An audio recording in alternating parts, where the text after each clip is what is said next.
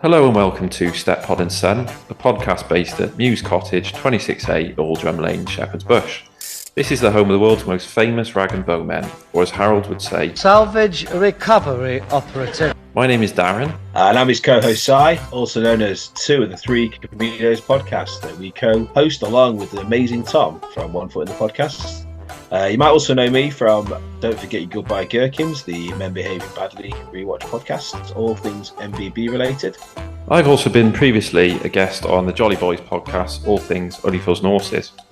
As you've guessed it, our favourite sitcom is Steptoe and Son.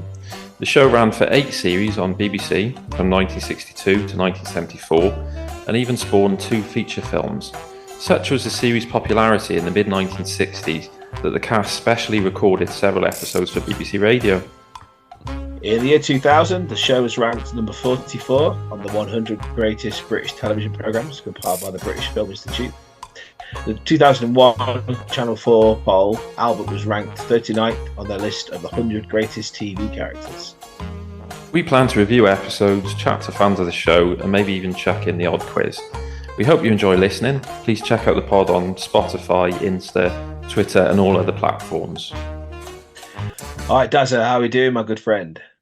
Brilliant, mate. Yeah, I'm excited. We've finally done it. We've started it, mate. The step pod. Well, mate, I mean, the show finished, 1974? So that's nearly 50 years ago, pretty much. So, yeah, it's about time, really, that someone did a pod for it. And, let's see what we can chat about. I'm sure there's plenty we'll discuss. Yeah, I was amazed because I probably about 5 months ago I said to you about doing it, and I remember looking into it and thought there's got to be a podcast or something similar out there, and there's not. I mean, there's the radio shows, and that, but that's about it, really. Yeah, it's sadly sort of, I wouldn't say it's disappeared, but UK Gold don't show it as often as perhaps they used to. The BBC, I can't remember the last time they aired an episode. So it's one of those that's, don't think completely gone out of the consciousness, but it doesn't have the same profile at present. And, hopefully this pod will go some way to redressing that balance and, bring it back into the public domain and discussion. But, Yeah, we'll see. but yeah, no, like with the intro, I was like, surely, like it was a 2000 and what was it, 2001? The poll. Just I'm looking at that. That's Yeah, right, 2001. That's right. And it was ranked as number 44. I mean, that's crazy to me. I mean, no matter what poll, it should be at least top 10. Yeah. But I suppose we are a bit biased. I remember do you remember that BBC greatest comedy, greatest sitcom poll from about 2004? I don't think it made the top 10 then either, did it? It doesn't seem to, from my memory, what I can remember. I think it just fell outside, like, I don't know, 12th or 14th or something. So, yeah, it's a shame, really, because inarguably this created the modern sitcom. You looked at what was going on in the 60s, and sort of the precursor was Hancock, and then this really kind of gave you a kitchen sink sitcom, didn't it? Of like set at home. Definitely, yeah. People could relate to it. It was working class, and it wasn't all just done by comedians. It was done with real actors, wasn't it? That was one of the key casting things of this. Yeah, for me, that's what sets it aside, from everything, because, it's a bold move on it. They're using actual actors, not comedy actors, but actual actors performing comedy. Yeah, I mean, Christ, what did they used to call Harry H. Corbett, the English Marlon Brando, wasn't it, or something like that? So he was seen as one of the next biggest things, and obviously just did Steptoe as a one-off and ended up defining it. Now, there's a whole debate to be had there, isn't there, of whether you want to be remembered for something like this. I'm sure if anyone starting out in acting would be love to remember for something, then great. But yeah, I think at the time it frustrated him a little bit, but we love it, don't we? And if he'd not done it, it probably wouldn't have been half the show it was because of the role he played and the energy he brought to it as Harold. I mean, the method acting. I mean, I think one of the documentaries I watched was about how him and Wilfred Bramble was so different the way they did it, but they completely respected each other. Like, Harold or Harry would go completely into character. He'd do the voice in rehearsals, and then Wilfred would sort of look at him and go, "Oh, you're doing the voice now, are you?" Yeah, sort that's of thing. right. They go, "I'll just do it on the day when we record it." And another bizarre fact that I found out was that when they came to record it, because I think Harry H. Corbett at the time was doing a play. I Right. think he was doing Okay. Hamlet or something, Okay. and they gave him a week off. And anyway, they turned up to the studio. They'd been rehearsing in different areas, and Yeah. then when they came to the studio to do it, he looked at looked around and he said, "Why are the chairs there? Why are there Okay. seats?" Yeah. Yeah. And they said to him, "Obviously, it's for the audience." And he said, "I didn't realize there would be one."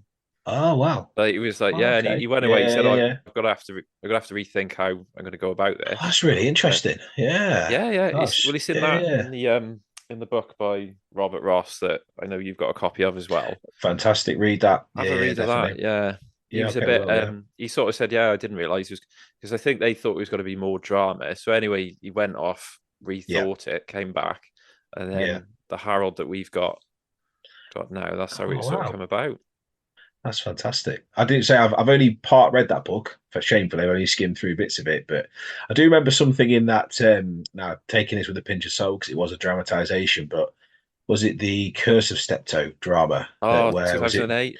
Jason Isaacs was he was playing Harold? Yeah, Now again, there was something alluded to in there about that. What you just said, how Wilf Bramble was like, "Oh, you're doing the voice now, are you?" And I'll do it yeah. later on. So two very different styles there, but like you say, on the day, Wilf On the day that Bramble yeah, just mastered it, and yeah, fantastic. because I mean, Um, Wilfred Bramble. I mean, I'd have to check this, but I think he was about 49 when he started the role.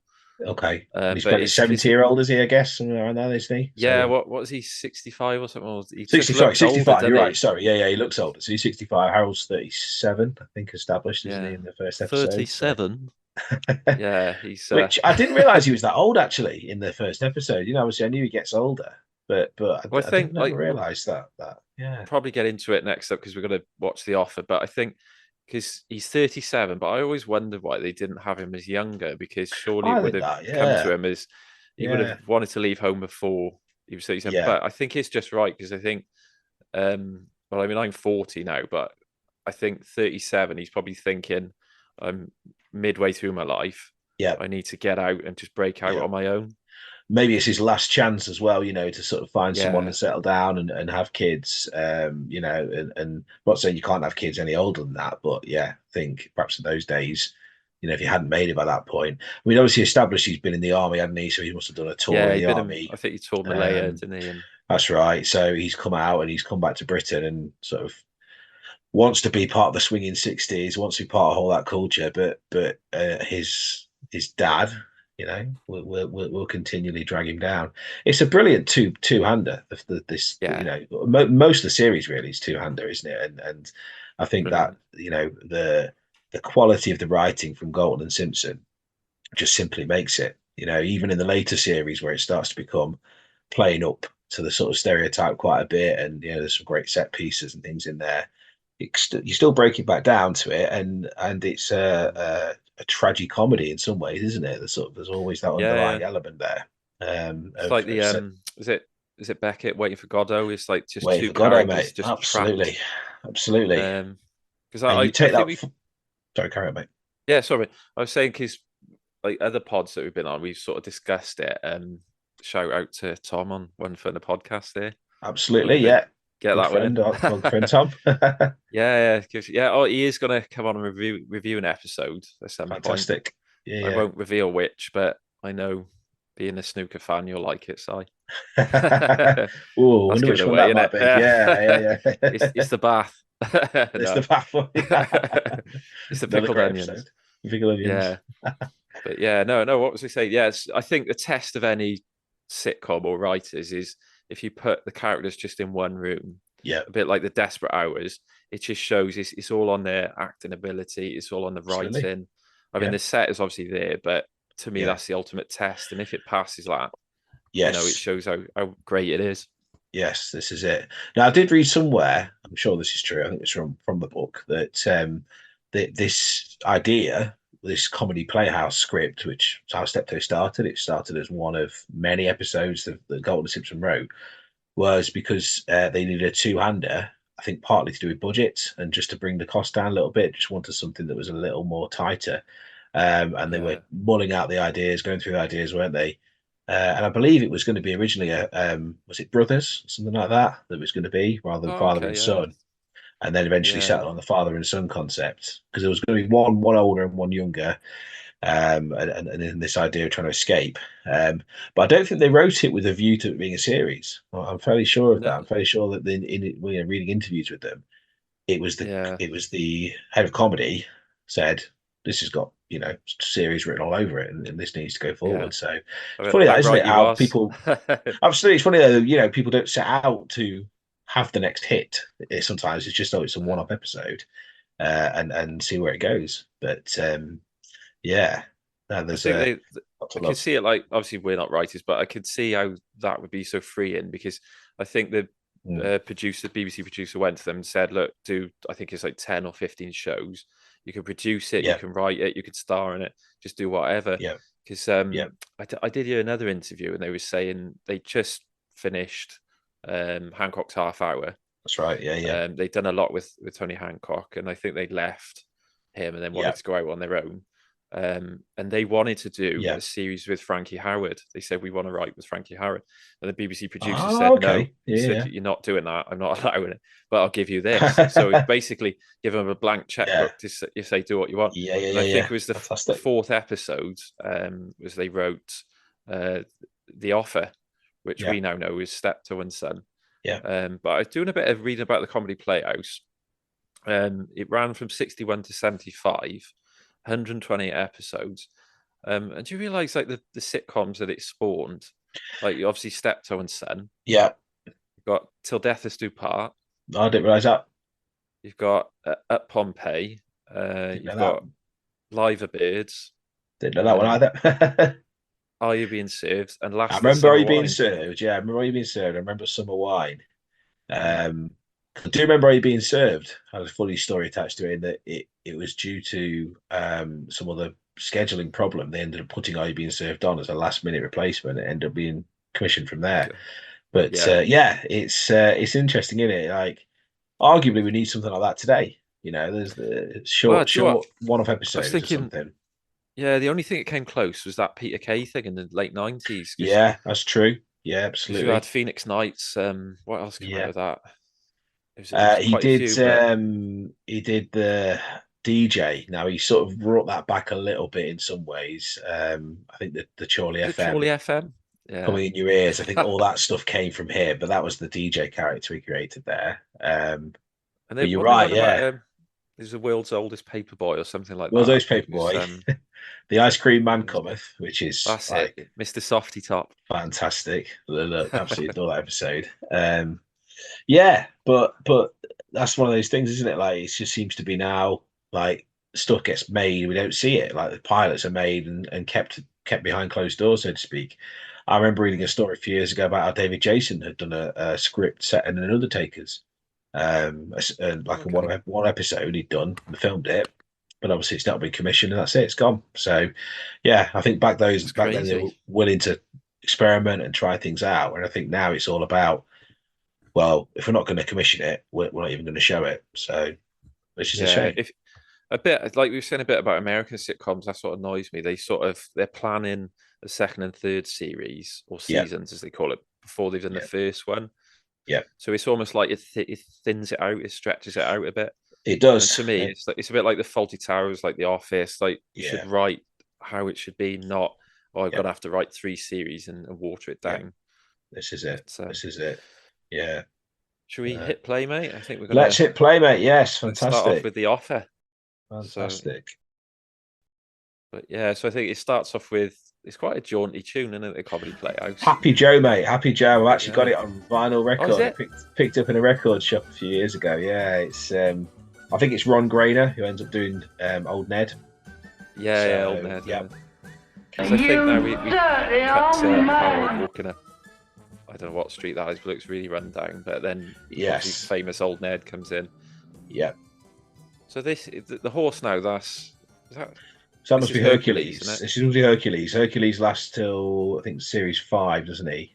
Sort of when it came back in colour, they killed him off then. But yeah, so we've got a typical opening really. The series of Adopt. Harold's coming back as Neve from Yeah. the rounds. Albert's coming out to help stroke criticise. wiping his nose.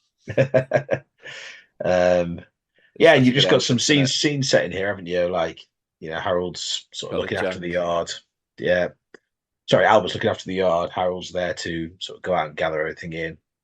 It looks bloody freezing too. You got the horse snorting. This you could tell. It just Yeah. looks really cold and dank, doesn't it? But I'm assuming this would have been filmed in the studio. So, or does it cut between exterior and interior? It must do at some point. Like, because Yeah, I think that even looks the stuff in the exterior. yard ends up becoming interior, even though it's supposed to be exterior. Like, they must have filmed part of it on a set, I guess. I don't know. But it's hard to tell the difference, particularly in black and white, because you kind of haven't got that great depth in the background there. So, No, of course you got Albert who just wants to keep everything, doesn't he? I mean, that comes back, doesn't it, quite a bit? Yeah, if future episodes, he's pinching bits and pieces. Yeah. Um, What's all this then? Have you been out all day just for this? All day just to collect this load of rubbish? Oh, for God's sake, don't start that. Didn't anybody know you was coming? Has the flapper on your bell gone or something? Or did you put slippers on the horse so nobody'd hear you? Dad? There. What you been doing, creeping round the streets? Cool blimey. 8 hours you've been out. I used to get more out of this than one house. There ain't so much junk about these days. Listen, son, if you don't shout... they gather Carrying together in some some. interesting stuff over the time, don't they?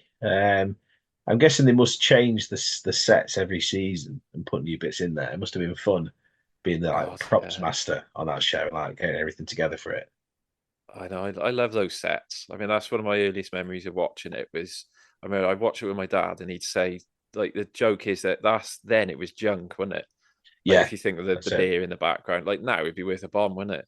Oh, Like, mate, absolutely. Yeah, there's because some. didn't we work out before that beer in the background? Didn't I go to Rising Damp? Yes, I think it did. Yes, that's right. Yeah, yeah, yeah. Yeah, he's talking about the horse's teeth now, isn't it? Oh, oh dear. Oh god, glue is all he's good for. That's a harsh comment, See, isn't it? so was that an actual thing then? You hear about that, don't you? But Yeah. but were horses actually melt down for glue? I'm guessing they must have been because obviously I it's don't, obviously mentioned often enough, isn't it? But I don't want to Google that just in case. well, this is it, isn't it? Yeah, Yeah, yeah. You yeah, get RSPCA onto you, but yeah. No, it's a bit. Yeah, I don't know. Cause surely, because I know they could go to cats meat and things like that. yeah, yeah, yeah. In But fact, they I call don't know episode, don't they? glue. Walla Walla Cats Me, don't they? Yeah, that's it later on. Yeah, is that Yeah, when series he ends one? up. Two, I think. Series two, that one. Yeah, series two. There you go. We're lining up the fact that Harold thinks Albert's sitting around all day drinking tea. Yeah. So, Joe, at the start of this, I was going to read out the little bit of info on it. So I thought I'll do it now, shall Yeah, nice synopsis, I? mate. Yeah, yeah, why not? Yeah, so we've got Harold Steptoe is 37, and since leaving the army, he has been a drudge for his widowed, selfish father Albert, totting for goods to sell in the rag and bone business. One day, Harold gets the offer of a better job and is determined to take it. Albert, however, fearing loneliness if Harold goes, knows just how to keep his son at home. I think that's is sort of setting up even like the later series. You've got Albert constantly faking heart attacks and using Oh all sorts of gosh, manipulation. we have a Harold fair gets a few of sniff those, of don't we? leaving. Yeah, God. I think he quotes at one point. He goes, "You've had 15 heart attacks, to my knowledge." Yeah, he does. He does double up, He goes, "What is double it? up Your from time head, to your time. lungs, your head, your lungs, your legs, or your guts?" So, but yeah, so yeah, the part I'm on, you've got Albert trying to convince Harold that he's got it good. He's 37, he's only young, he's got a good thriving part in the business, and Yeah, he's there's trying to some sort of sort of convince him to. element of desperation that creeps through a lot from the old man, particularly. I'm going to refer to him as the old man every now and then because I think remember Galton and Simpson doing similar. They used to sort of call him the old man instead Yeah, of that's true. like Yeah, Albert. So yeah, I think that's quite a nice way of thinking of it, isn't it? But I like the bit that like the old man. He's just said to him, "You've got your name on the gate," but we learn later on, don't we, that that's not his name. no, and Steptoe and Son. that's an interesting sort of little tidbit, isn't it? There that people always Mm. think it's those two, but actually Isn't it his mum? Establishes his mum, isn't Yeah, it? At some point, his mum was actually Steptoe out on the is his rounds. mum. Yeah, Yeah, Steptoe is his mum, and then the son is Albert. So yeah. it's nothing So to do with it's so Harold. so it's Harold's grandma, isn't it? Which Yeah, yeah, but obviously the whole show's based on this idea, and it's like yeah. oh, So I'm yeah, he's assuming that Will Bramble's wearing false teeth here to make himself look even more so like decrepit. Like he's got it. I mean, they're it's some dreadful good those makeup ones, aren't there, they? isn't there? Without a doubt, good costume and makeup, which It's brilliant. sells it fantastically.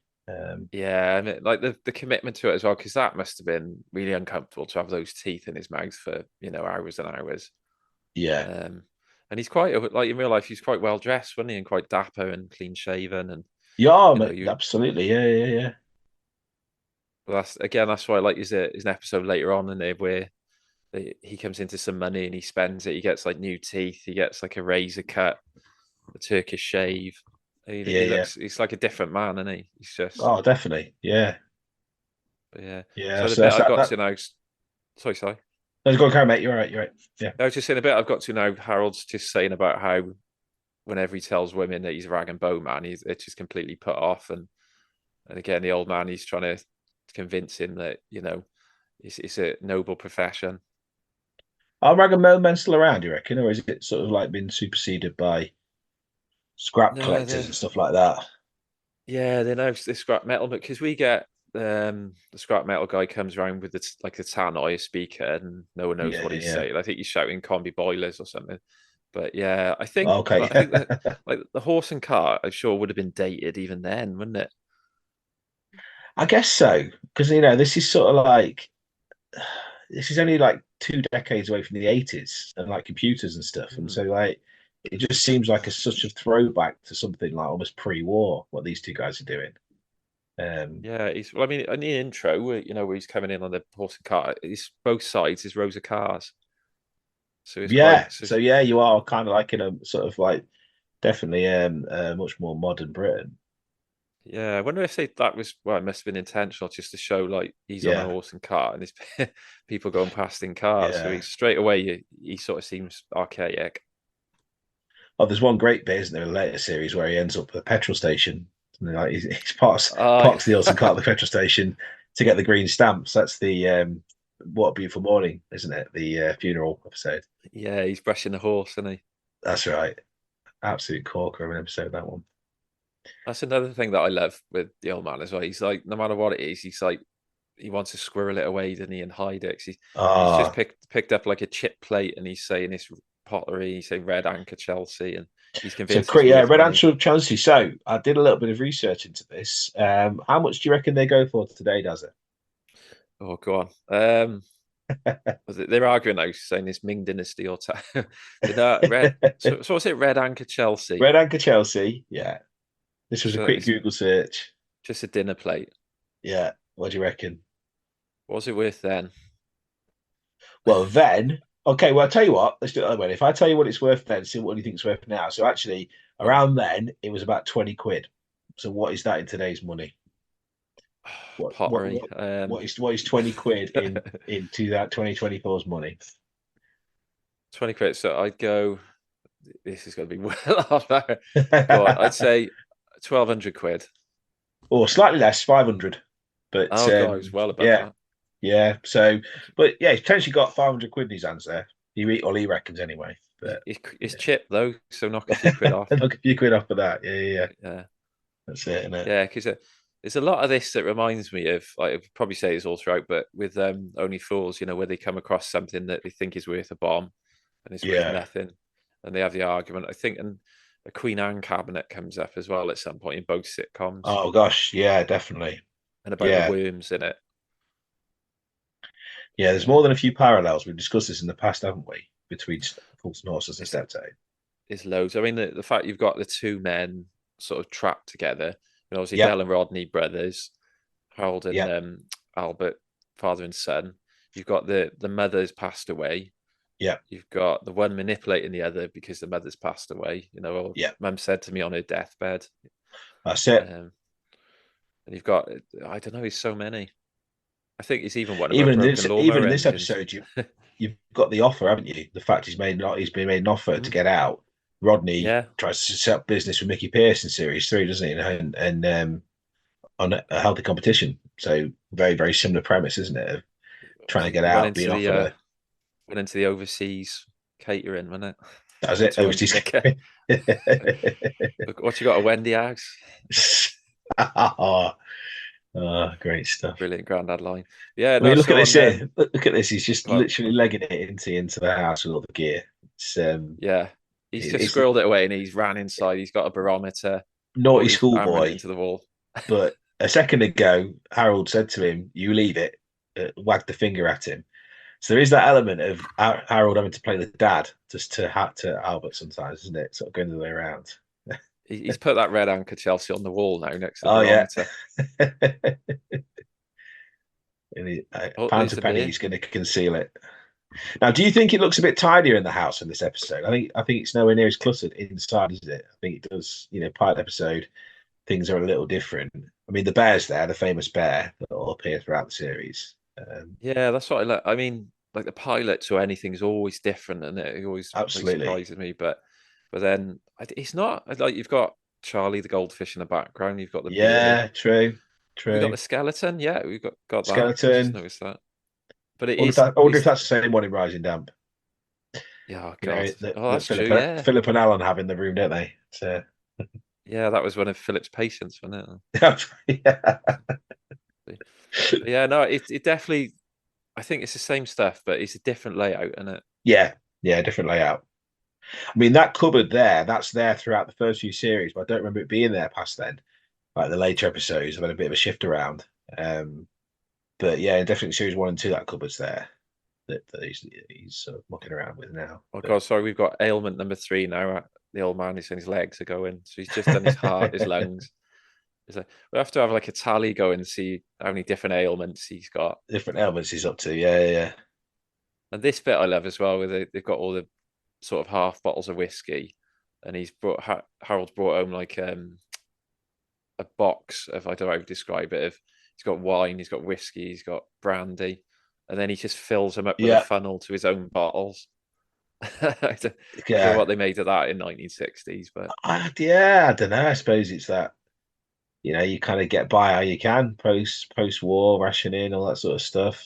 Some people still scrimping and scrimping and saving away, I guess. But I think he's picked up a bottle of Chateau something or other that I'm sure he mispronounces it, and he's pouring the bottle another into the funnel. Del Boy thing, isn't it? Yeah. Oh, there you go. Yeah. Yeah. Of Shambuzi Mugnell or something. Yeah. Chateau Neuf de Pape. Yeah. Oh god. So we've got Harold now. He's poured what he thinks is Beaujolais. And is it revealed on yours what it actually is? Yeah, paraffin. Wow. Paraffin. Oh, good God. Which I don't know, mate. Do people drink that then? I guess I don't know. But definitely not. I mean, it's the fuel, isn't it? I mean, we had exactly. Yeah. It's the fuel. Eddie. I mean, Eddie Hitler aside, who drinks that? Like Pernod, ouzo, marmalade, and salt. Yeah. Or Father Jack. He's another one. Father Jack drinking the toilet duck. Oh God. Arse. Yeah. Oh God. Yeah. And then you've got. And there it is. There he is. The first dirty old man of the series. Yeah, I'll have to cut that in. Cut that in, mate. Definitely. Yeah. You dirty old man. But yeah, that's the first. Just the one. That's it. That's all you need, isn't it? Right. Yeah, imagine hearing that for the first time. Like the world has heard that for the first time. Crazy, mate. Yeah. Imagine being in the audience. Oh gosh, yeah.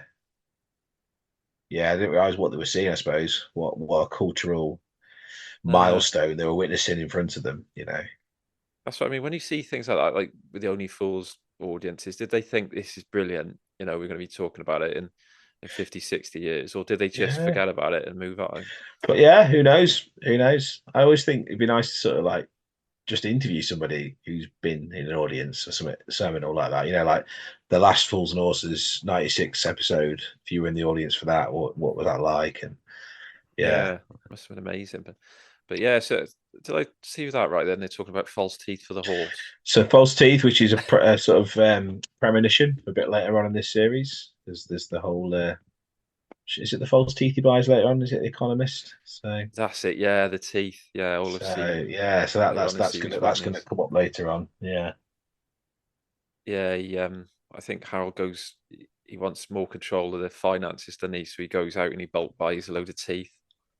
So there's not a great deal happening in this episode, is it? Really, it's just like a slice of life, almost real time.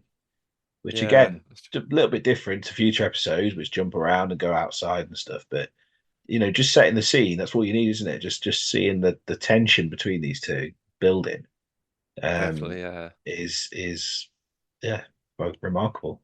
Especially like Harold just said, I've been out on the cart and you've been on the gin. I mean, most episodes are like that. He comes home from work, doesn't he? And he's got the old man his half cut. Uh, And he's going, all my legs. well, there's one where he's sat in front of he thinks he's sat in front of a sun lamp, and it's just an old bulb, isn't it? And he says they're gonna think you're potty and lock you up. Yeah, I think he's got like a handkerchief over his head or something. That's it. Yeah. So I think we got to a point where Harold's had enough now because he's been what's the old man been doing? He's been drinking his gin. Yeah, because he'd mark the bottle. Have you ever had to do that, Daz? Mark the bottle? Oh god, no, all of mine are empty. Oh, you're empty. Oh. No, I do. I love a whiskey. I've got loads of whiskies in the cupboard, but Yeah, no, nice. I think it's a quiet taste. That's the thing I like about whiskey. Is not many people like it. It's not like gin is now. Like Nah, the this is it, explosion in isn't it? gin. Yeah. I suppose here you got two guys. No women in their lives, so drinking's probably one of the hobbies. So they're both going to be at each other's supply, aren't they? So Any mention of Skinner's arms yet? Too soon. don't think so. No, I don't think that. I don't know if it pops up in this episode. I might have missed it, but No, and of course we've now got Harold packing his stuff up. He's going. He's picked up a why set is he of taking his bagpipes. bagpipes with him? What's he doing with those? Yeah, Strange. And then we've got another heart attack. there we are. Yeah, The old man, he's dropped the plate. How much is it worth now? definitely a lot less than 600 quid, mate. I think. Yeah, That's not worth. Is it 500? Is that a pony? pony. Pony. All right then. 45. 40 quid. Yeah. I think it's going to be a lot of Only Fools references. Yes, no, without that, mate. Yeah, Another bit, again, I think this is all like foreshadowing how crafty the old man is. He's just moved the barometer. He's put the cupboard in front of the barometer because he knows it's Harold's, and Harold's going to want to take it. So he's put a wardrobe in front of it. Oh yeah, and Harold did say to him, "What was that noise?" Because he heard banging, didn't he?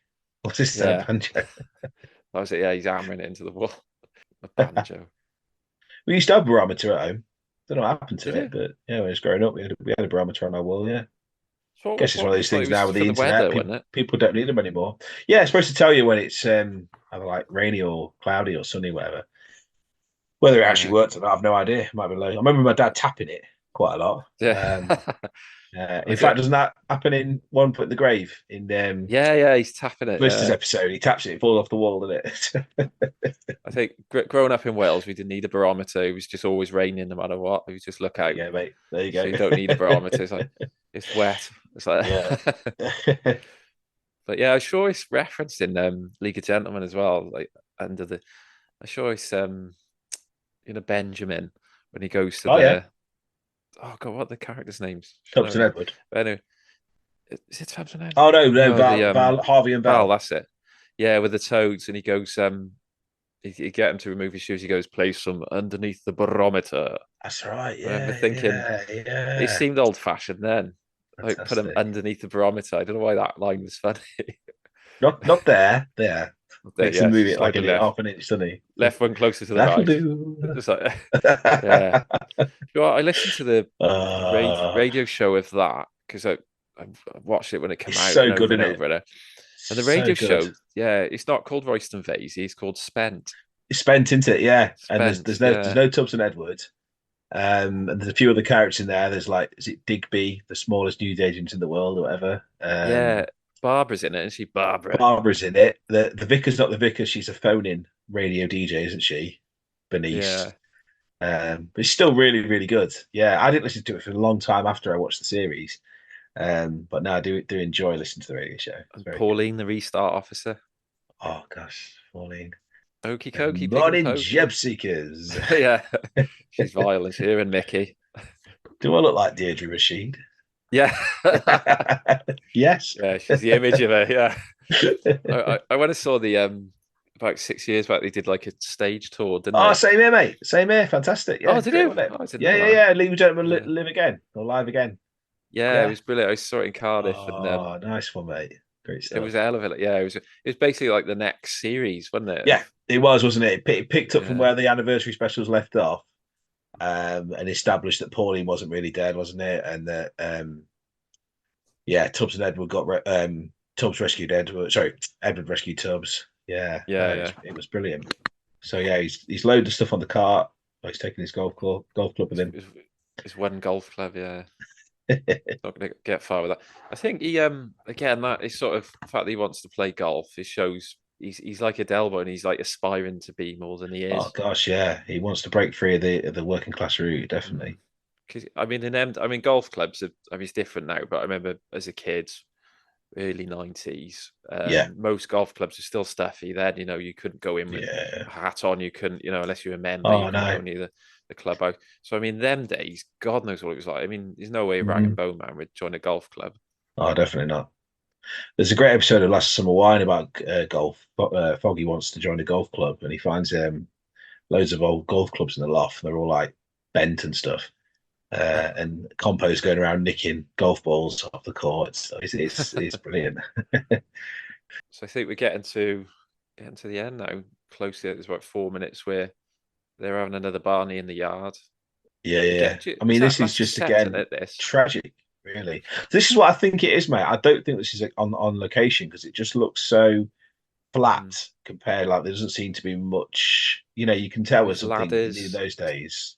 double glazed Yeah, windows. It is junk, and but again, yeah. this for me, like he thinks the brake is on on the cart because the old man won't let him take the horse, so he's Want to going take to the horse push the now? That's cart it. himself. But again, this is what this bit is. I didn't watch this first. I obviously seen the latter ones first, and then came back to this. And Yeah. this is for me the bit that sets it aside, Mm. to anything. I mean, it's Oh like gosh, the yeah. bits in Only Fools, with Del and Rodney in the lift, where Del purposely breaks the lift.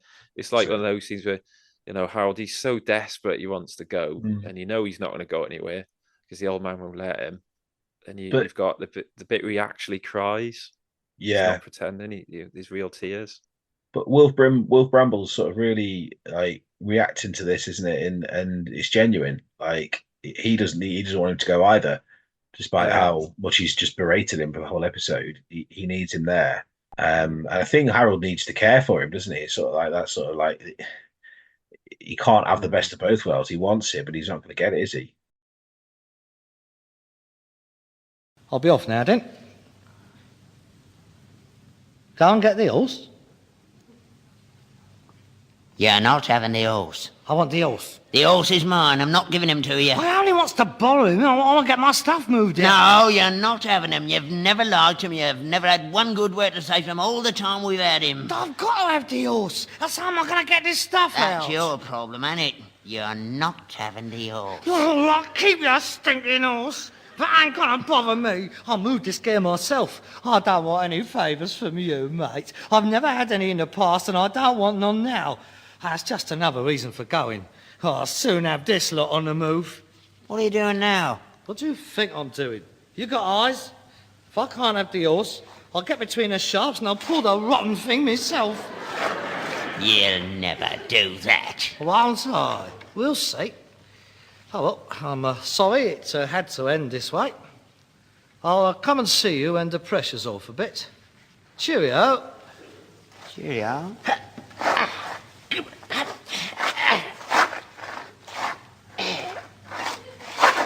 Is that brake off? Yeah. Right. Well, I'll be off then. Cheerio. You better make a move on. It's getting dark. I'm getting a move on. Don't you worry about me. I'll be there in time. You got far to go then? Yeah. But it won't take long. Once I get it going. Cheerio then. Cheerio. No hard feeling. No? That's the only way. See, if you don't look after yourself, you don't deserve to get on. I was in the rat, you see. See, if I don't go now, I'll never go. No. Cheerio, then. Cheerio. Ah. I thought it moved a bit then. I'll, go and open the gate, shall I? Yes, all right. Come on, move. Because, you'll want to get a run at it, won't you? Yeah.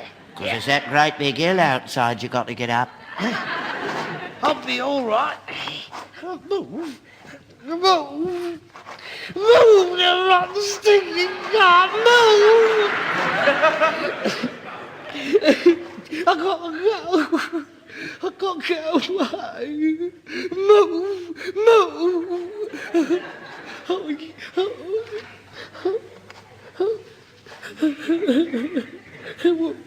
I got my offer. I'll go and put the kettle on, and we'll have a cup of tea. I'll get the old sausages going. You like the sausages, don't you? It's a ground. It's all wet and slippery. I can't move it. Yeah, you come along inside, son. Let's go inside. I've got to take that off, eh? It's a bit late to go anywhere now, ain't it? I mean, it's got dark. You'd have to put the lights on. Yeah, but I'm still going. I'm not staying. Of course you're not. You can go another day. On a Sunday when there's not so much traffic about.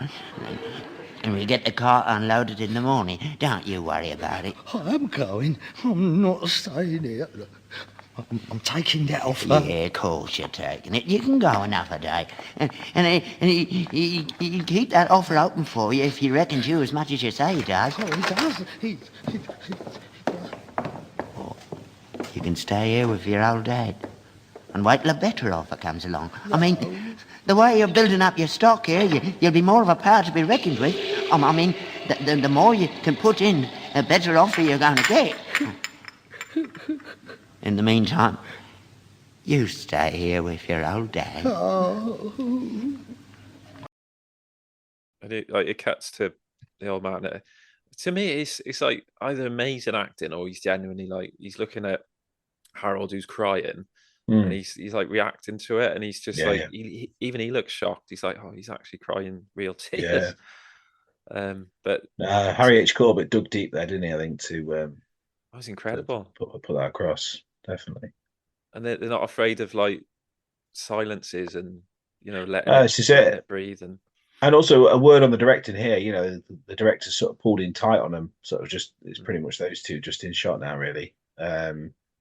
Which again, I think directing makes a massive difference with these things. Like sort of how you're conveying this to the audience.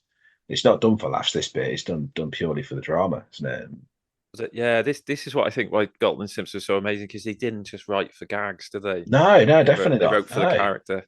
Yeah. In fact, I even remember them saying they didn't want to. The reason they cast a non-comedy actor, so non-comedians, was they didn't want people counting the gags. Because I think in those days you'd have like Terry Scott, people like that would be like, "Oh, I want to have as many jokes as the other guy."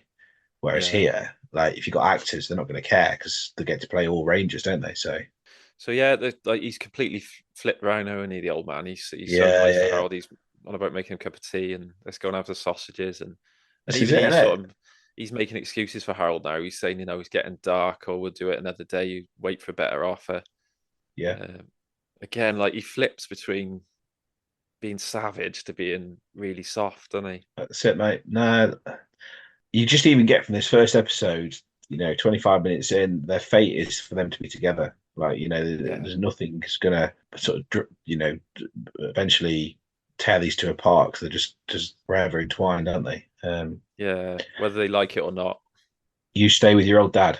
That's it, innit? It's yeah. Now this bit, collecting the barometer, is this?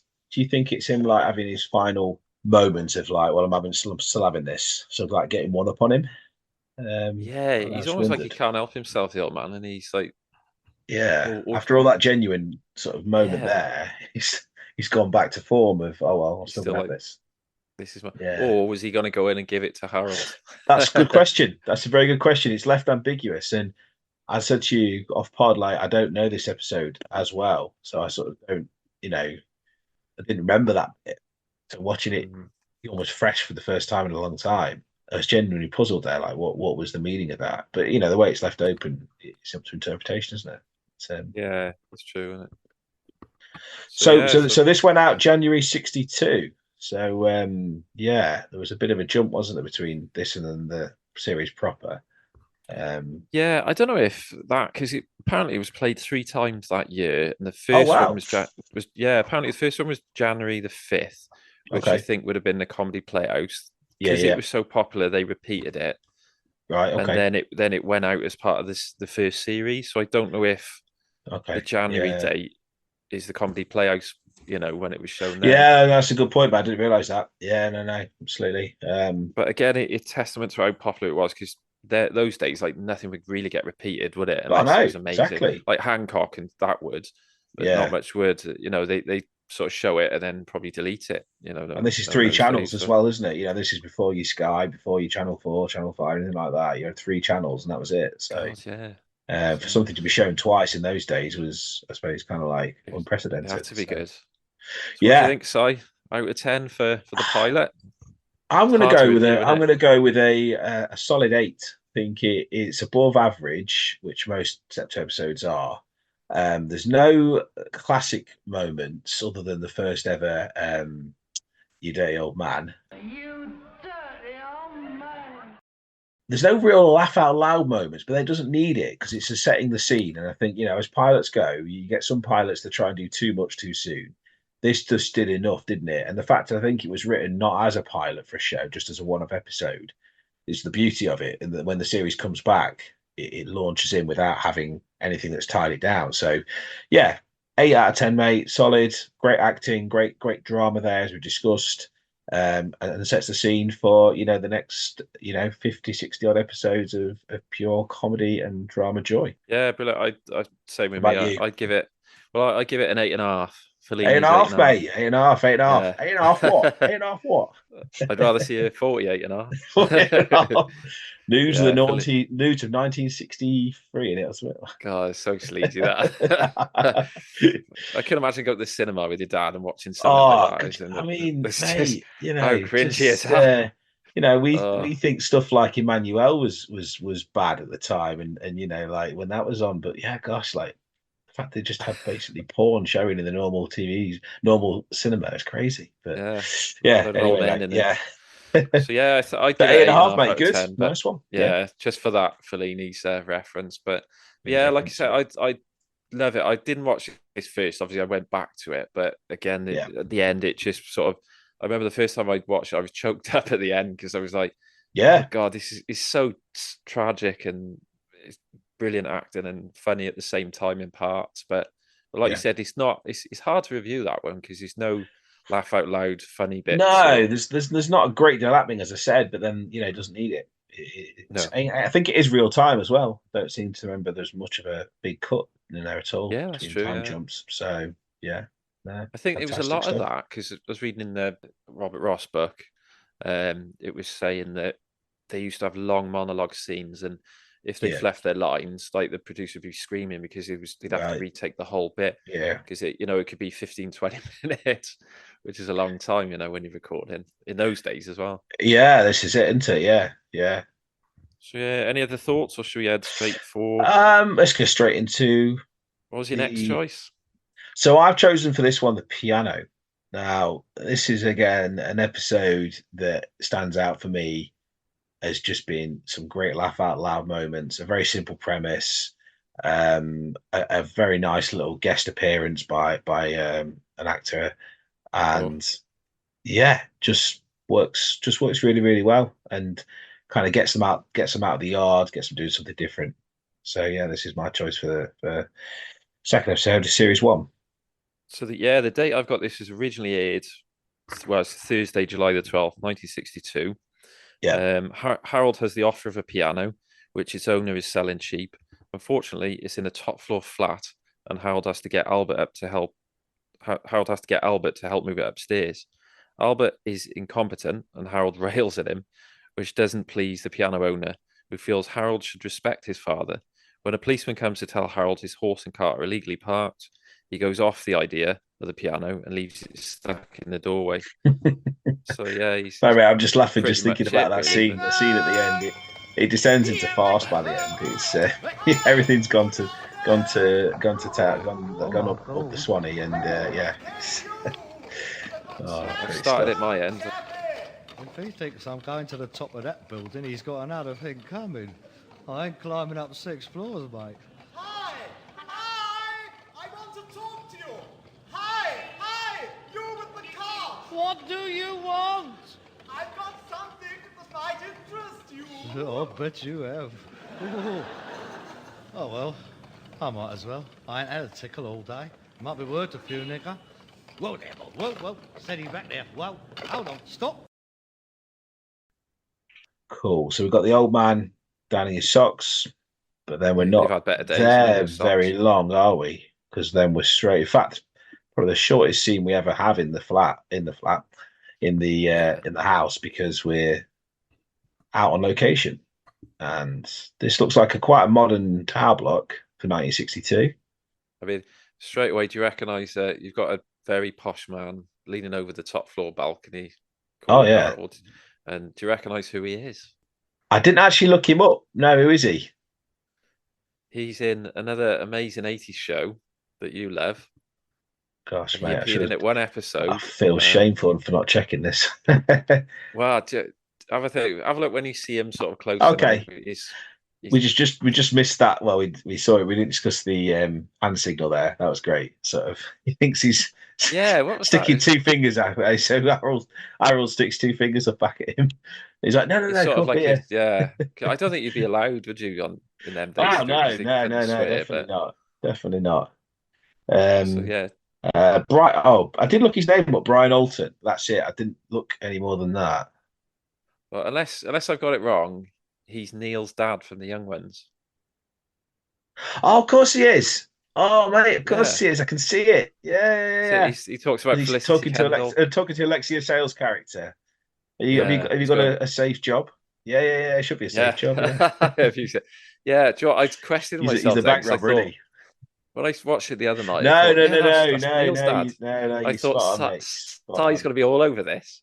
Yeah, no, But yeah, I think I could. Yeah, don't know why it escaped me that one, but so this is a very, tower very block. But well it's to not do, only and fools this and man. horses. Well, he is. It's not only fools and horses type tower block, is it? This is a very well looked after flat condos. The Americans might call it, might they? Sort of like. Condo. So Yeah. he's got Harold stood in the doorway. Apartments. He doesn't want him to stand in with his gun boots. He doesn't want him to Yeah. lean on the wall because of the is it hand blocked paper? Hand block paper, yeah, that's it. He's given him some sort of weird slippers. Now, is that a smoking jacket he's wearing? That looks Very like Richie, isn't it? very Richie. I was also going to say a bit like Rigsby wears in the yeah. Night Out episode when he nicks off Spooner. Oh, that's brilliant. He rips the sleeves. Yeah, no, I think that's what Richie wanted to be, with a smoking jacket, didn't he? With the That's it, chest isn't it?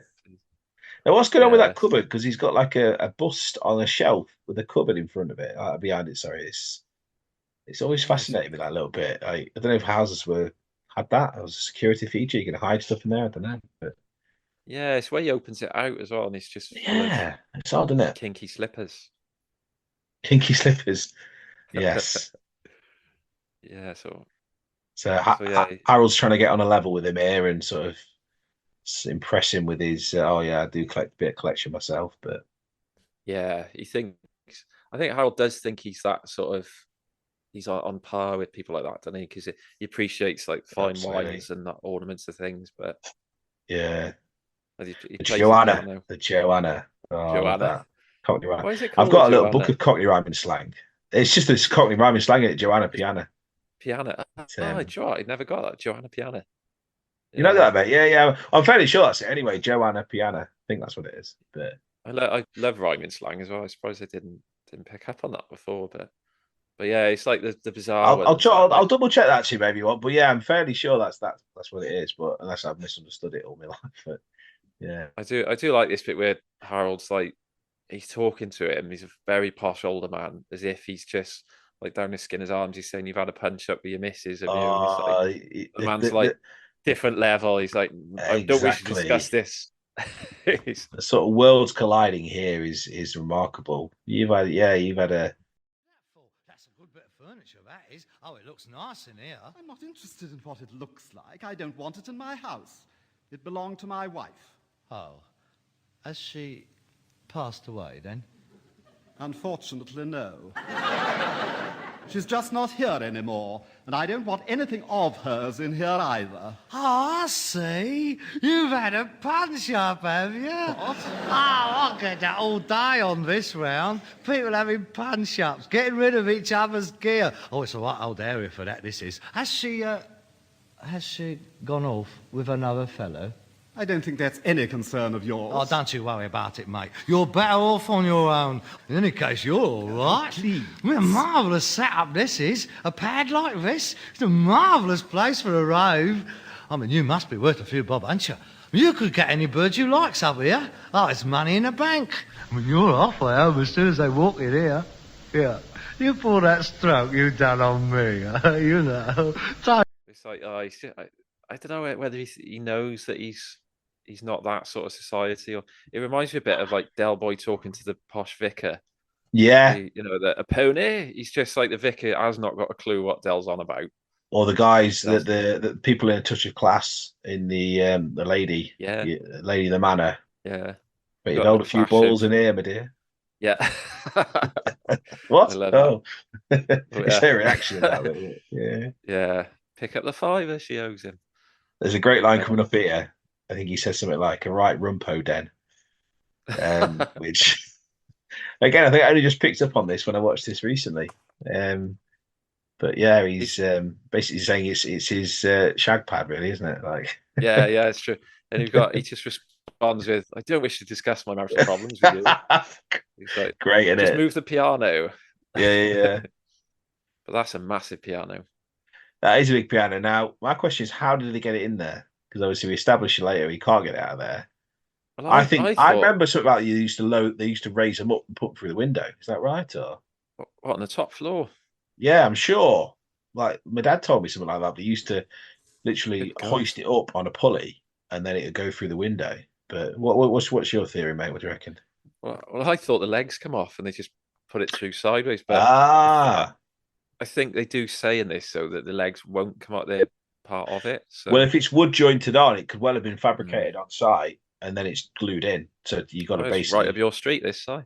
Be well up the street, mate. And there's a great episode of Tales of the Unexpected where a guy in antiques an old table, and he's trying to con the people out of selling it for nothing, and they end up helping him get it out, and they end up chopping the legs off it to help him get it through the door, and it's worth nothing then. So it's like one of those sort of twists. But similar thing here, as soon as you chop the legs off, it's worth nothing. So do you know what? I'll have to go back, and it comes up a lot, Tales of the Unexpected, and I've only seen probably one or two. Is it Roald Dahl? Roald Dahl did he started them off, and then he sort of did original scripts after that. But I've only got into it in the last 6 months or so. Just been on Sky Arts, I think. I've just stuck them on every now and then, and just quite entertaining. But... Yeah, I'll have to. This is a bit I like as well. Where Harold goes, "Oh, I'll go off and get my Oppo."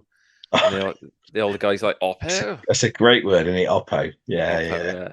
Was it opposite number? Opposite number. Yeah. There you go. My dad uses that a lot. He used to work like 70s and 80s. He when he left the army, he did a lot of building site work, and he uses Oppo, and a lot of this, like the slang that on Steptoe and Son, he does use. But I always wondered what Oppo is. Oh god, yeah, he's just come back with his slippers now. He's left the slippers out. Yeah. It is strange, isn't it? That bust. It's like it reminds me of something out of Batman. Like in Batman, he lifts it up to get into the Batcave type thing. It's that sort of feeling to it. It looks too light, doesn't it? The way he opens it, it just looks too light. It swings open. So, might have been a very quirky set design choice. They just decided to go with it. I don't know. But... So we've now got his Oppo. They've just scaled the stairs. Exactly. We don't need to see that, do we? The fact we just see the end result of that kind of great stuff. You got two lungs. The gas not anywhere you're trenching. That's another bit I love is that when they refer to like Harold almost brags about the First World War, and he says like that was a proper war. Sorry, not Harold. Albert brags about the First World War. He goes, because Was he just saying then the gas never went anywhere near your lungs? You never go anywhere your lungs. Yeah. That's mad, isn't it? Yeah. Spent 4 years in the trenches. I mean, that's enough to, damage Oh anyone's gosh, health. mate. Yeah, absolutely. Yeah. But yeah, it's like I love it when he's like later ones when he refers back to the First World War, and there's a bit I think where he says about he goes the Germans was wiping us out with the machine guns. He goes they were crying into their Crying their machine eyes out. guns. Yeah. Yeah, Yeah. and another one where he says about Christmas Day where they had the not standoff where they Oh, decided to the stop. football match. Yeah, the football match, and That's then right. Yeah. there's a lot of poignant moments in Mate, it. very, very poignant stuff. Yeah. But obviously Harold wasn't in the war, Second World War, was he? He'd been too young, I guess, and he was kind of like 50s, sort of like, dealing with Yeah, did he? Did he go through to communism or Malaya? Malaya, that's right. Yeah.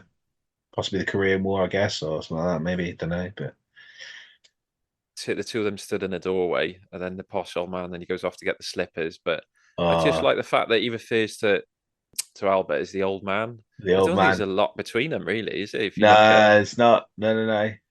what is his name, we can't keep calling him posh guy. He isn't actually named in it, mate. He's not. He's Oh literally god, called Piano Owner. piano Yeah, owner. that's it. That's what he's named as. So yeah, that's it. They just said. Yeah, it's just I suppose they don't need to name him because he's never going to introduce himself. He's literally just there to get rid of his piano. There's no other relationship he wants with them at all. it's not. Just he's quite abrupt, and he's just like, Oh yeah, yeah, here's a yeah. fiver, get rid of it, and go. Do we ever see him again? Because like a lot of them are recurring characters, aren't they? I don't know if we see him ever again. No, I don't think we do. No, So try to think, he must have been really getting on when he was in the Young Ones, because that's what mid-80s. this would be 20 years after this, wouldn't it? So, but as we'll see in this episode, Albert plays it absolute blinder because he plays the victim. So He even though does. he's kind of got the ulterior motive of judging him, he somehow gets the sympathy out of it. Whereas Harold's the genuine one and Yeah. gets all the shit for it. So yeah, This bit as well, it shows how awkward the old man is. Everything's an argument. What size shoe are you? I'm between an 8 and a 10. yeah, It's like, just answer the question. He's like, yeah. oh, my feet swell. It's like, oh, he can't even just say 9. He's got to say between 8 and a 10. You can't tell me these ain't kinky. Gosh. Turkish casuals. Have you got any Turkish casuals, Dazza?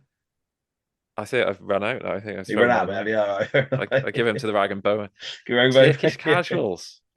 Was it? What did he say then? I fought against the Turks in Gallipoli. Yeah. Not wearing them, he didn't.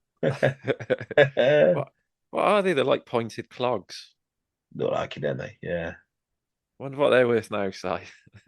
I didn't look them up actually. I have to have a look for them. Yeah. Turkish casuals. I'll have to Google that, mate. See. Yeah. See what it's worth now. Turkish casual I mean, dress. I've known people ask me to take shoes off before. No one's ever asked me to wear slippers in their house before. So this is going an extra mile. But apparently, Turkish casual is sort of like a style of clothing. all right, okay. It could be dresses, it could be anything, but slippers. Or they're Ottoman slippers.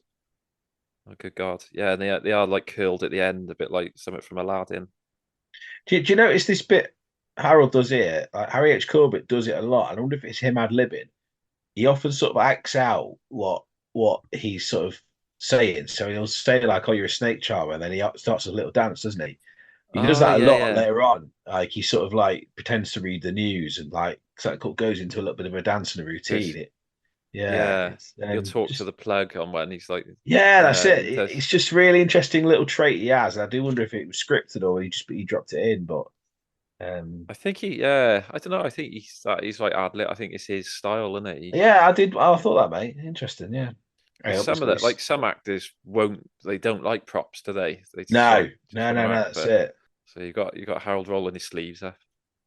Yeah, he's actually prepared to get in shift there, isn't he? And get it shifted, but no. Albert's having none of it. No. Yeah, I like the way he turns around. I'm not moving that, he says. They've been there about 20 minutes, haven't they? Lovely tone. Well, what do you reckon? I ain't moving that. What do you mean you ain't moving it? I ain't touching it. It's too heavy. I ain't done myself a mischief for a couple of quid. It's a nasty operation, that. What are you talking about? A couple of quid? He's given us a handful to move it, and it's worth 50 nicker. Have a good look. Oh, it's a lovely bit of furniture, that is. Beautiful tone. And never mind about the tone. How are you going to move it? Push it. It's on wheels. Look, I'll show you. It's dead easy. Hup. You can't budge it. Yeah, well, the carpet's a bit thick, but we'll manage it.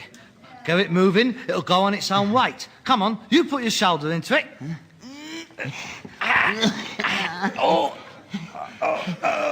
Here, there's one way we might get it on the move. What's that? You bring up the oars. Yes? Put a rope round him. Yes? Kick him in the... Don't be stupid, you old switch. I know, this is it, isn't it? Like, we're halfway into the episode, like, and piano's not been shifted yet. Like, that's not boding well, is it? He's only just looked at it. I mean, that must have been a hell of a bargain, though. Someone says, give you a fiver and take this away as yours. I mean, yeah. Like, what was that worth? Oh, gosh. I mean, yeah. I suppose the guy knew that it was going to be such a faff to get rid of it. Sometimes it's just easier to let someone just take it rather than try and charge him for it. But yeah, I mean, piano moving, that's a proper... I was going to say, he's underestimated their actual level of skill here. Which is another Del Boy, isn't it, really? Like Del Boy getting in too deep and not, underestimating a situation. And there's got to be an earner in it, rather.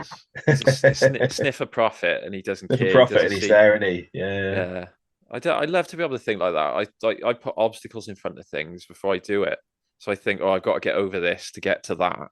Whereas people like that, they just see the end result, don't they? They just... All you got to say, mate, is it's been the family trade for generations, and let the rest take care of itself. Yeah. Okay, I love this bit as well.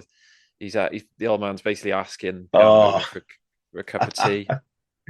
Comes out with a little corker of a line here, doesn't he? In a second, brilliant. Right, thank you very much. Do you think we could have a cup of tea, Governor? Tea? Oh, I'm not sure if we have any tea. I might be able to find you a glass of milk. Milk? Oh, well, I can't drink milk. It's bad for me stomach. Oh. It's a bit heavy for me milk. Me stomach, It was a Jerry Bayonet on the Somme. Oh, God. They didn't expect me to pull through. I've never been able to drink milk. Drop of beer's all right. Oh. Well, I might have some beer. Oh, brandy. I don't mind. Both of those is all right. The doctor recommended either of them. He used to have a little saying, beer if it's near, brandy if it's handy. Again, the Jerry Bayonet on the Somme. Do you think, again, it's like the Uncle Albert stories? He's spinning the yarns, isn't he? Yeah. Beer if it's here. So what's he saying? Beer if it's here, beer if it's here, brandy if it's handy. Have you ever heard of that? I think he's just made it up on the spot. You Lionel Scrounge it off. But I love the bit that you see Harold in the background. He's just cringing so much. And yeah. Thinking we're in this rich man's apartment and he's going on about Jerry Bayonet in Gallipoli.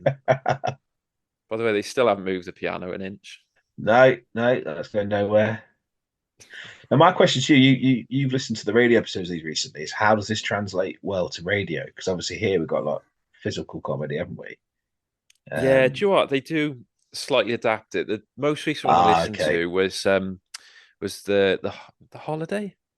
Right, okay, yeah, that's right. Albert Tottin. Is it that one? No, Albert's... No, sorry, it's a la carte. A la carte. That's a la carte. Oh, with the French... but the difficulty with that is because obviously the French lady barely speaks English, so they've had to adapt it, and there's a lot of silences in that, and it doesn't sound great. It's harder to follow. The other ones, they do adapt really well. Like I said, if it's a visual gag, one of them will explain what's going on. Yeah, that's cool. We've just he's just had the pretending to be pushing the piano while Harold was sat down And he gets Harold to sit down and he tells him to sit in a chair and then starts straining. Yeah, look at his face brilliant. though. It's like he's doing the puppy dog eyes. He's like, he's just such a actor stroke con man, isn't he? Really? Yeah, he knows how straight to. away. Then he goes, "If you need anything more, old man, give me a shout." And straight away, he shows him the empty brandy glass. He's like, Yeah. that's what I love about. That's got to be why they picked him, Wilfred Bramwell, because he can flip between.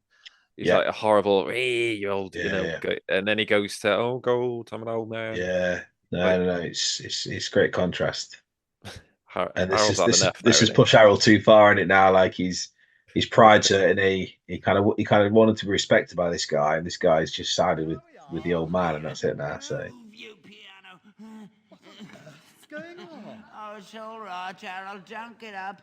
I'll manage. Well, I hate to say, don't you think you ought to be helping your father instead of just sitting back and watching him? I have you know. There you are, old man. I expect you can do with this. Oh, thank you, sir. God bless you, sir. How I needed that. Yes, well, now you take it easy, and you mind those lungs. Look, I think you should know. It'll soon be dark, you know. What are you trying to do? What do you mean? You're trying to make me look a right Joe Runce in front of that gentleman, weren't you?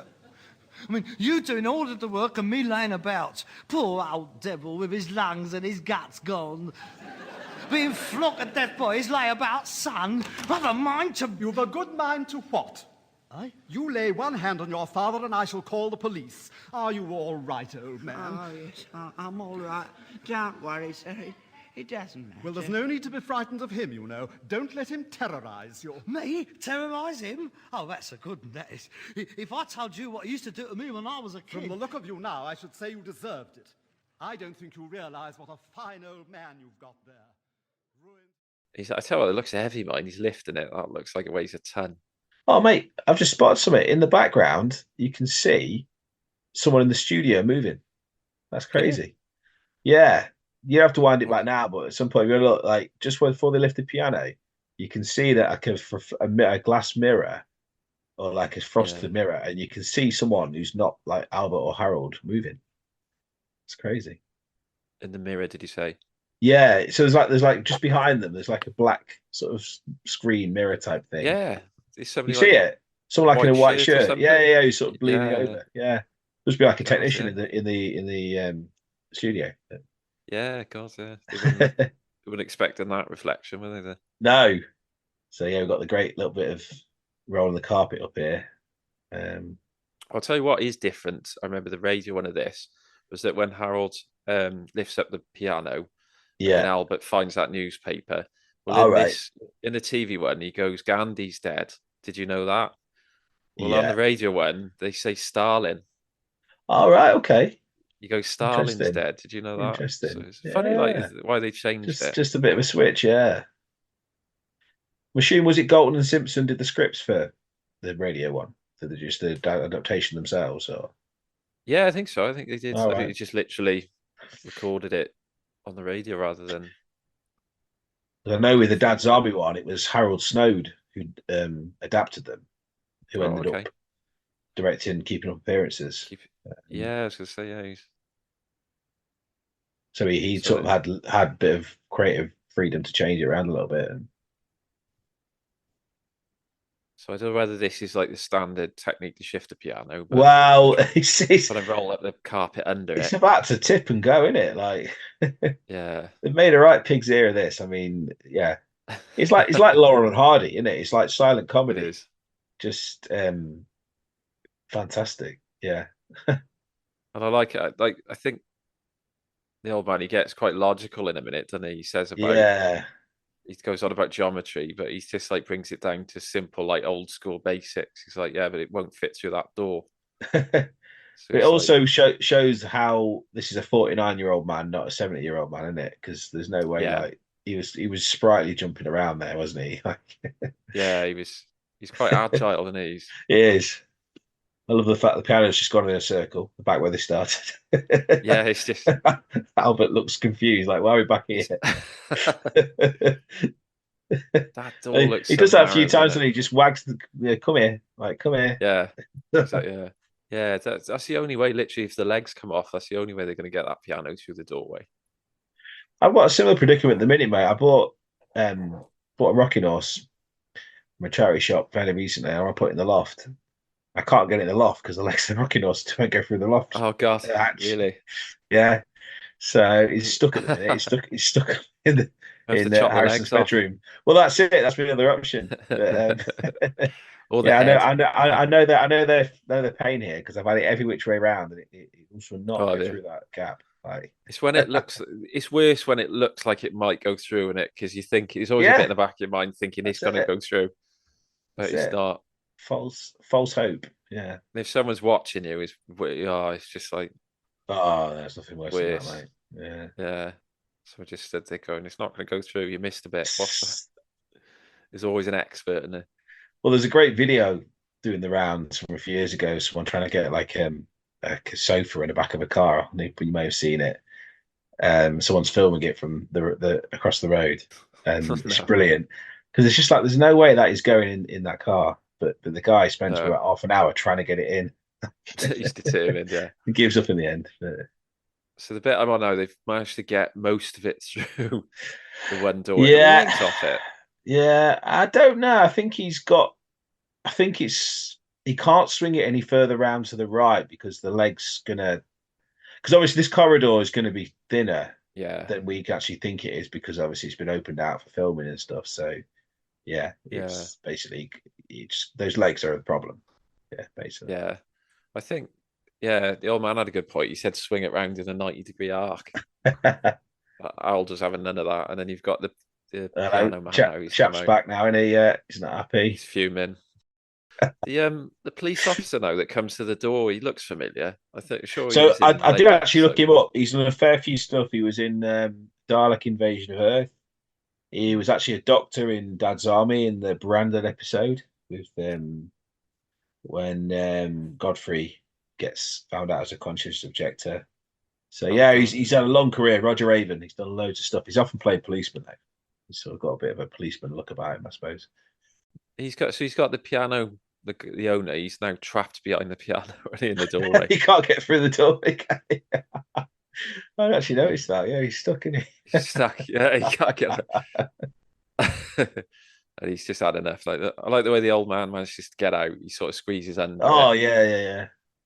I said, Julian, what are your names? Where do you live? Julian Morris, 2 Pudding Lane, London. That was a dead loss, wasn't it? No, not really. We learnt a very valuable lesson today, mate. Huh? What's that? What goes up can bleeding well stay up there. So he's asking for their address now. I think Howell gives them a fake address, doesn't he? Well, do you know what he gives them? No. So Julian Morris, I looked this up. Julian Morris was a comedy act. Jimmy Jewell, and Jimmy Jewell was in One Foot in the Grave. He played the blind chap in Who Will Buy. So Julian Morris were a comedy act. So he's just given them like the name of a duo. You know, like someone said Burke and Air, or it rings a bell. That yeah. So that's what it is. The Kinky Slip. Brilliant. That's a good link to One Foot there. That's the one episode the missus can't watch is the blind man episode. It's just too sad. It's tragic. We missed an absolute bit there, mate. It was the end of that, which was the killer line for me, which was the we've learned a very valuable lesson today. Yeah. What did he say? Go on. What goes up can bleeding well stay there. The bleeding, they had to get, I think that's in the book, mate. They had to get special permission for the word bleeding because it's a swear word, and in those days you couldn't have it. And it's in a comedy show.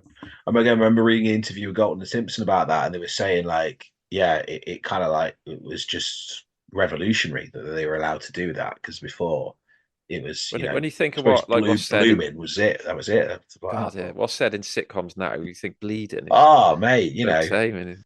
Half the stuff Jay says in Betweeners, Oh God, just this. It's the times will move on, aren't they? And this is it. It's But it seems strange. I think it was even talked about, like in Parliament, about the word bleeding being used, and Would it have been before the watershed? I wonder what time it went out. I imagine this would have been. 9 o'clock or something like that. 8:30, something like that, perhaps. Yeah. Yeah. So yeah, what do you think of that one? What do you mark So out of I'm going to 10? go 9.5 for that one, mate. Just I think for me, nice simple premise. H thinks he's onto a winner. Frustration sets in, and he ends up giving up. We see Albert's kind of basically deviousness, laziness being brought to the forefront. Also nice to see them out and about. I think the first episode we see them out going out and doing something. And I did think it was the only episode not to feature the R, but actually I remembered a very little brief scene at the start, isn't there? Oh yeah, with the But socks. Yeah. the socks. But yeah, very impressive. Good all round first episode, first series episode, mate. What do you reckon? Yeah, pretty much the same. It's hardly ever in the yard, which I love it when they're in that yard. But it's a good link to the young ones, with the piano man. Yeah. Didn't know that about the address that he gives, which is good.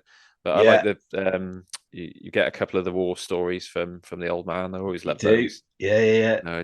Jerry Bay in it, so you can't drink milk apparently, so you have to have a beer. Beer if it's near, brandy if it's handy.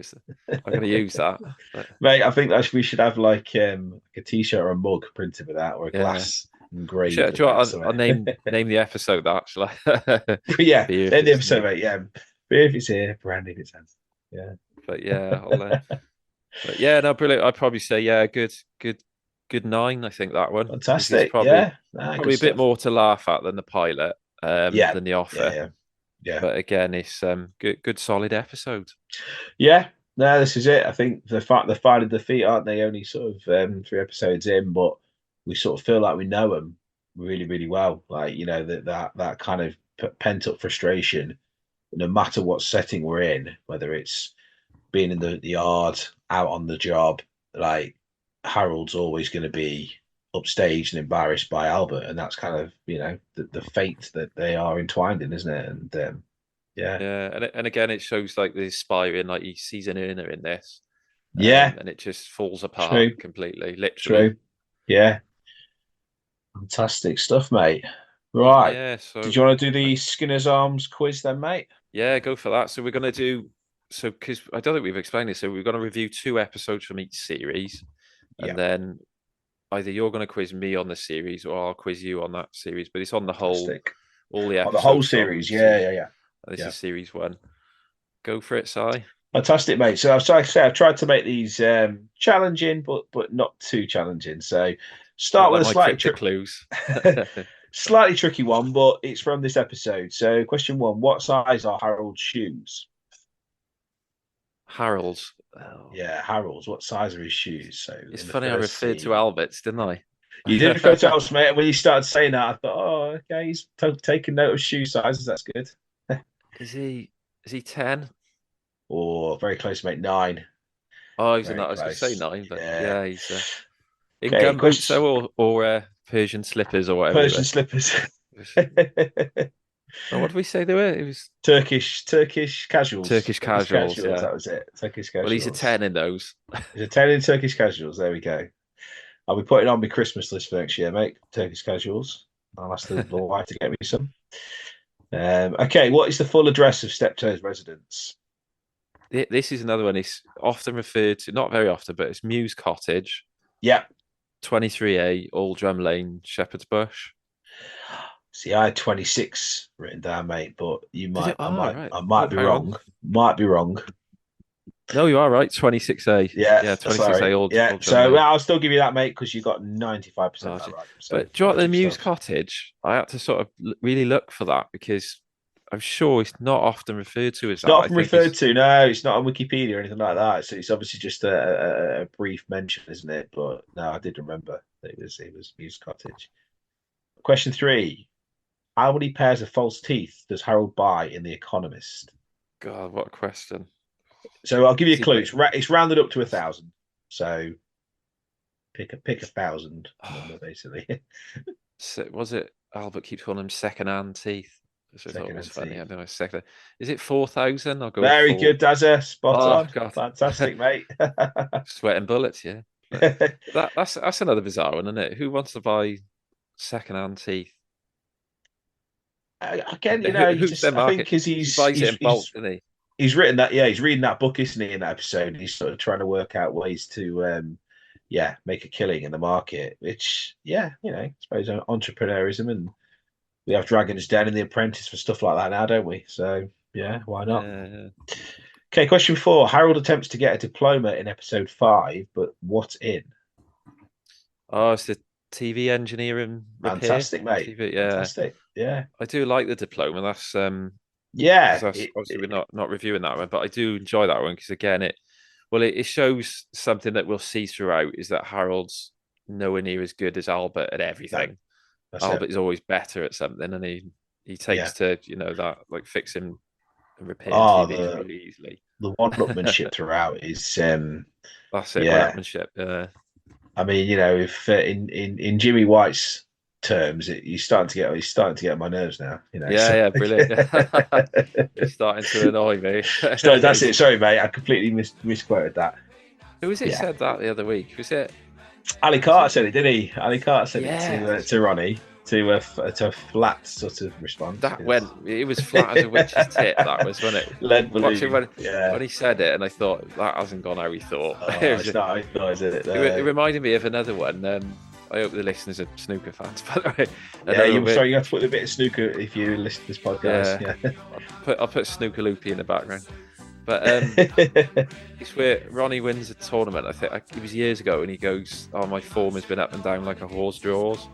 And like Hazel's face is like she goes, "You can't say that. We're live. You can't say that on the BBC, right? Yeah, Christ, you're not in the pub now, mate.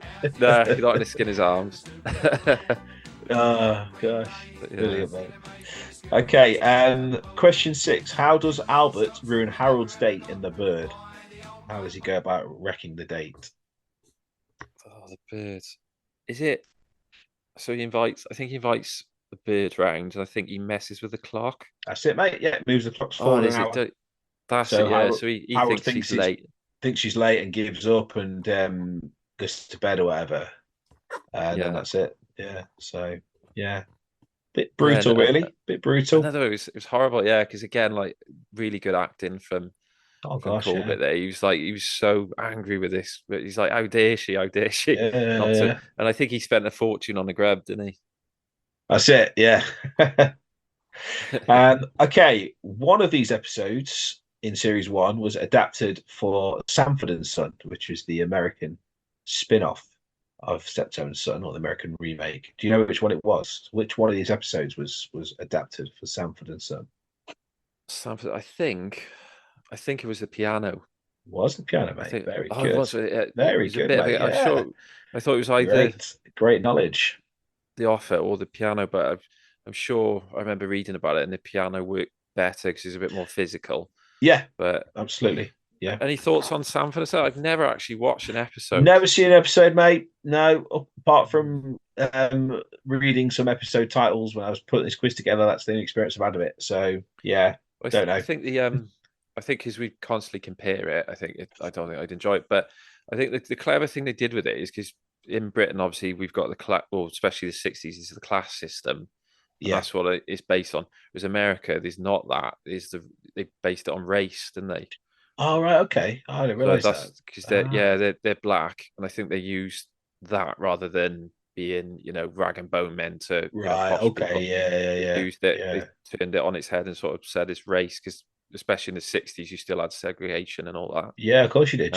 That's about as much as I know about it. But I think that's what they did. They used race instead of class. Well, maybe that's one for the future, mate. We review an episode of that. Sit and watch it, and for the first time, see what we think of it. Yeah. Okay. Right. Stretching a bit here, but the Doctor who appears in The Holiday famously appears as a different character in a later episode. So to help you out with this one, the episode is Live Now, PAYE Later. But do you know which character he is? So think of the characters and Live Now, PAYE Later. Do you know what I'm talking about? The Doctor in The Holiday. Do you know what I'm talking about or not? Because if you don't, it's probably not going to work. But yeah, is he? Does he sit on a jam sandwich or something like that? That's right. Yeah. So him. He plays an episode, he plays a character in the Live Now, PAYE Later. And who is it? We were discussing him earlier in the pod. Oh God, was he? Oh, I know. Yeah, he was the second. Is it DWP? I suppose it would have been like HM Rev then, wouldn't it, or Yeah, something? HM Rev, He was mate. like, Yeah, did he come out with a check? he was actually the first one. He was Uh, the one who got drunk. oh, was So he? yeah, Mr. Oh Greenwood. God. Yeah, so he So he was. plays him. Right, okay, that's Yeah. good. Yeah, because I thought it was the second one that come out that where Oh the yeah, old man him. had to Yes, dress now I as. remember him. Yeah, It's not him But though. no, I think from what I saw on IMDb, I think it's Greenwood he plays. Yeah, it makes sense now thinking about it. It's the other one. Yeah, that's a tough Yeah, one. because the other one's got a beard, hasn't he? He's sort of like a slightly younger chap, but Yeah, that's true. Yeah. cool. So, question 9: which famous comedian had Galton and Simpson recently parted company with when they were commissioned to write this series for Comedy Playhouse? It was Tony Hancock. Tony Hancock, mate. The very Yeah, same. the brilliant Very good. Hancock's Half Hour. That again, I know very little. It did. Well, I'll tell you what did mean to say earlier was that I have listened to one episode of Hancock's Half Hour, Okay. and it was yeah. Well, when because we always think that Galton and Simpson first wrote when they first wrote Steptoe, that was their first sort of foray into rag and bone men writing, Yeah. characters of that ilk. But there's an episode of Hancock's Half Hour called The Junk Man.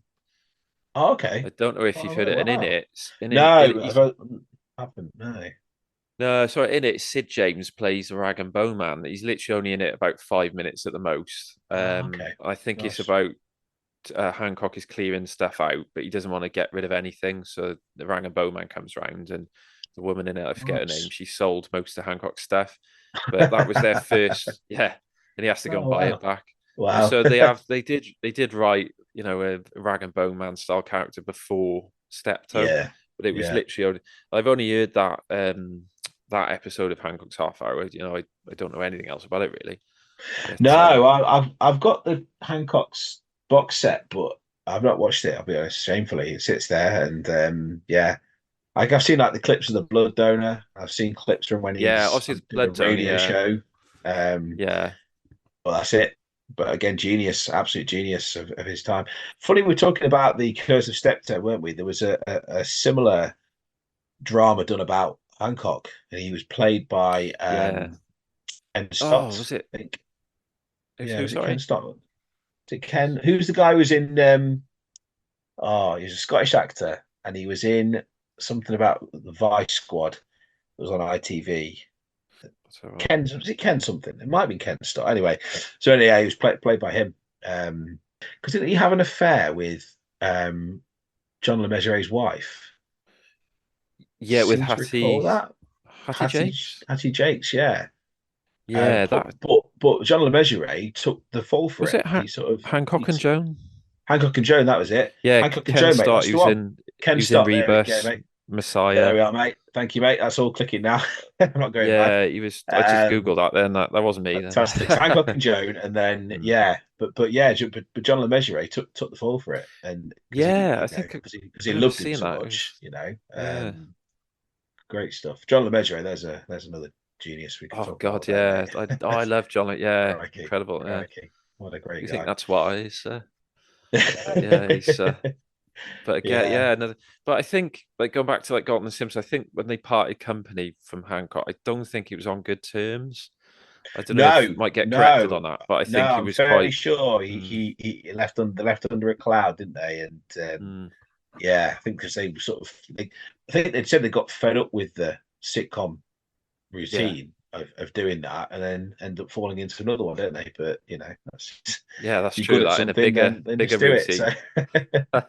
Yeah, brilliant. Interesting. I read that was it Alan Simpson retired from screenwriting not long after Steptoe finished. I think like late 70s. He sort of gave up.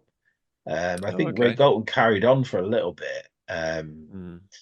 But it's interesting, isn't it? Like, you think of comedy writers just keeping going and going and going, but some just say, "Well, that's it. I've got my masterpiece now, and that's it. I don't need to do anything else." So, interesting stuff. Very last question, mate. Question 10. Then, so what month did the second episode, The Bird, air in? So we said the offer was January 62. When did the second episode? So arguably the first regular episode. When did that air? What month? Oh, I got Any a feeling ideas? it was. I think it was set. Was it June? Very June, good, July? mate. June. Very good. You're on it, mate. Oh God. Fantastic. Oh God knows Fantastic, how. mate. I think that was a 8 out of 10, mate. Fantastic. Oh, eight and a half. 8.5. Bellini's 8.5. Fellini's 8.5. Can we have that? Crikey, mate. Yeah, no, great stuff, mate. Well done, that. Yeah. But no, I think it is. I mean, quizzes are tough to write anyway. I mean, like with the Three Comedos, it was always, but I suppose it was easier because it was based on any sitcom. That's it. Yeah. But then that's also can be harder because we don't know how well we each knew. Like, we all know the Royal Family really well. We all know Only Fools and Horses, but that can become too predictable and it comes too easy. So you want to have that right balance of a bit of challenge without making it too easy. So yeah. No, it's like with our mate Tom and my cryptic clues. I think it just drove him mad in the end. I wore him down, the poor beggar. Yeah. Oh gosh, yes. Brilliant. Shout out to Tom. Shout out to young Thomas. Yes, great stuff. I think he does a podcast, doesn't he? Possibly, mate. I mean, he got us two into doing this game, didn't he? So yeah, he's a good chap. Yeah, he started. He's a watching, fantastic chap. Steptoe, didn't he? Yes. No, he's got around to watching it, which is great. Yeah, no, it's never too late to get in on the app, mate. I mean, I look forward to showing my son Harrison. He's 5 at the minute, so we'll wait a few years yet, but I'm sure hopefully he'll enjoy it. So how did you fall in love with Steptoe, mate? What was your first sort of experience of it? Steptoe, we should have talked about this to start with, but it's purely my dad, because I'm like raised by my dad on our own. So I always used to joke when I was a kid, when I felt a bit conscious about it, I'd say, if we had a horse, we'd be like Steptoe and Son. Obviously I wasn't brought up in a rag and bone yard and and keeping my pants in the oven on top of the shepherd's pie. But your dad didn't make pie crust by using his teeth, did he? Like around the edges. I wouldn't let him. No, he got his teeth around it. left a tooth in the crust. Left his tooth. Oh my God! He bites into it, doesn't he, Aaron? It's just so horrendous. Again, teeth with a teeth, mate. Teeth. Yeah, recurring teeth. So that was it. My dad always quoted it when I was younger, and he was always amazed how he used to say to me, the older one outlived the younger one. Yeah. Oh gosh. Yeah. Absolutely. Which is mad, really. But then they're only 11 years apart, because they were portrayed to be so much. It's like 30 years between them, and there wasn't. It was so close. But and then it was always they hated each other. That rumors you'd hear. But it's just a myth. I mean, they couldn't work together for 13 years. No, definitely not. No. I think people wanted to make it more than it was to sell newspapers, I guess, and to in the days before the internet, that was the sort of way of people gossiping about things. Was if there's a possibility that they've made a snarky comment to each other, that means they hate each other. It's just people find some story, don't they? People love a scandal, mate. Yeah, people are sometimes a bit jealous, perhaps. That two people can just get on and work together. I think Penn and Teller. I saw Penn and Teller last year. Absolute dream of mine to see them live. I read somewhere where they said that they've worked together for nearly 50 years, but they don't socialise because they're nothing in common. Like, they're great magicians, they work together, but they don't need to be best mates outside of the show. And that's it. Yeah. You can be great when you work with somebody, but you don't have to be their best mate. No. That gap can be healthy, can't it? If you go around with someone all the time, then it's going to it spoils the magic a bit. Yeah. Absolutely. Yeah. So I think the way Galton and Simpson would write, I think there'd be like an hour or two sort of silence gaps, wouldn't there? And then they'd sort of come up with an idea, and so it's just being comfortable enough to do that. But that's how I got into it, really. And like I said, loads of my family were big fans of it, and it's not. It to me is like the start of British sitcoms, really. Yeah. There wasn't a lot before it that showed. I mean, it's quite crude, which I love. It doesn't sort of hold back. It's tragic in some ways, which I love. It's amazing writing and acting. I could go on, but no, that's spot on, mate. Spot on.